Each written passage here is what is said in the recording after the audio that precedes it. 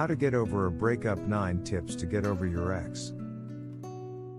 Breakups are always painful, but they're especially tough when the two of you still have feelings for each other. Unfortunately, sometimes people who love each other are pulled apart by things like distance, trouble communicating, trust issues, or having a different vision for the future. It might not feel like it right now, but you're going to feel better with time. And since you both still care, you might even find a way to still be friends one day in the future. Tip 1. Give each other space for a while. Both of you need time to heal. It's hard when you're used to leaning on your partner for everything, but after you break up, it's best to avoid calling or texting them. You'll probably need at least a few weeks before you can talk without feeling hurt again, but don't be surprised if it takes longer, especially if you were together for a long time. Try not to hang out in spaces where you know your ex usually goes. It's also probably a good idea to unfriend or unfollow each other on social media. If one or both of you has decided it's really better to break up, getting some space will help you avoid the pull to get back together or hook up one last time, either of which will likely just prolong the end. If you're not sure you want to be broken up, taking some time apart will help both of you sort through your feelings and figure out what you want to do. Tip 2. Take a few days to really grieve. Tell yourself it's okay to be sad. When you go through a breakup, it's really important to let yourself process your feelings. That's especially true when you still care a lot about the person. Don't try to put on a brave face and just power through it. Listen to breakup songs, cry if you need to, call up a friend to come over, anything that feels true to what you're going through. It's totally normal to need some time off during a breakup, so don't be too hard on yourself if you need to cut back your hours at work or school. After a few days, gradually start working your way back into a normal, healthy routine. It's okay if you still feel sad longer than this, but you have to start moving forward to feel better. Don't mask how you're feeling with things like drugs, alcohol, junk food, or a rebound relationship. Those won't help you work through your feelings, and they can make it harder to move on in the long run. Tip 3. Take care of yourself. Make sure your body and mind are as healthy as possible. It's okay if you don't feel much like getting out of bed for the first day or two after a breakup. However, after that, you'll feel a lot better when you start taking care of yourself. Try to stick to a regular sleep routine, get some physical exercise, and eat nutritious meals that make your body feel good.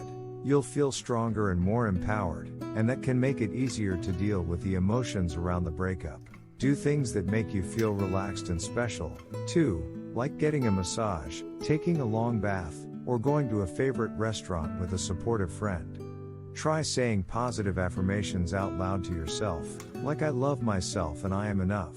Spending time in nature can be a great way to boost your mood, so try getting outside for a walk, hike, or picnic.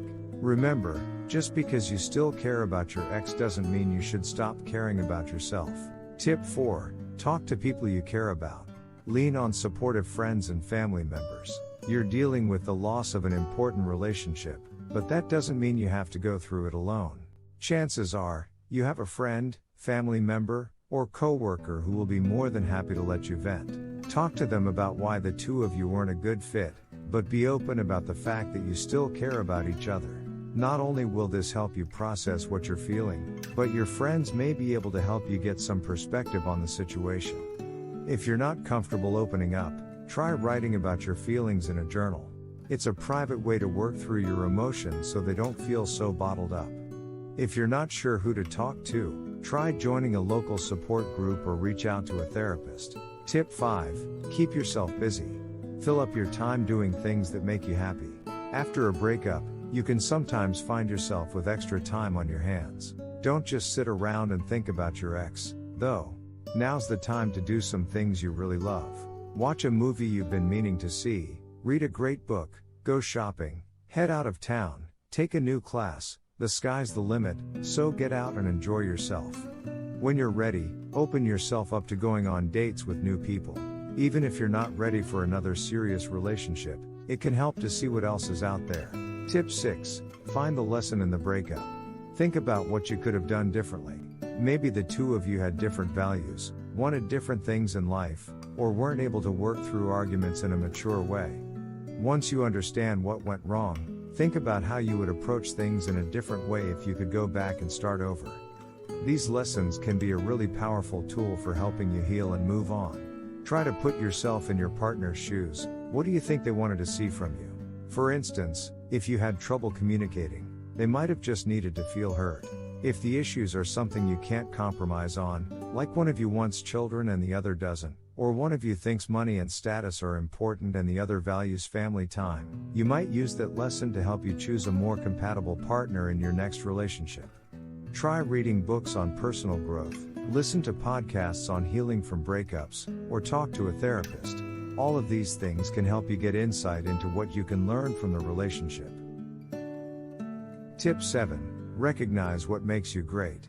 Ignore the self-doubt that can creep in after a breakup. It's normal to focus on your flaws when a relationship ends, but try not to listen to that critical voice. After all, your ex does care about you, but the two of you just weren't a good fit. Instead, get in the habit of replacing negative thoughts with something kind about yourself. Remind yourself that you deserve to be treated a certain way, and if your ex wasn't able to provide you with that, maybe they weren't the right person for you after all. For instance, if you catch yourself thinking, "I'll be alone forever," replace that with something like, "I'm funny and smart, and I'll find the right person one day." If you need to, make a list of all of your best qualities, then read over them when you're having trouble feeling confident. Tip 8. Set a time each day for being sad as you move on. After a couple of weeks, you have to get back to your life. You might still be struggling with grief over the end of your relationship, but it's important to find ways to still function. One way to do this is to have a certain time each day to let the full weight of your emotions hit you. For instance, you might cry for 15 minutes in the shower, but once you get out, hold your chin up and get on with your day. This way, you're still allowing yourself to process what you feel, but you're not letting the breakup interfere with your job, parenting, or other responsibilities. Tip 9. Consider getting back together if things have changed.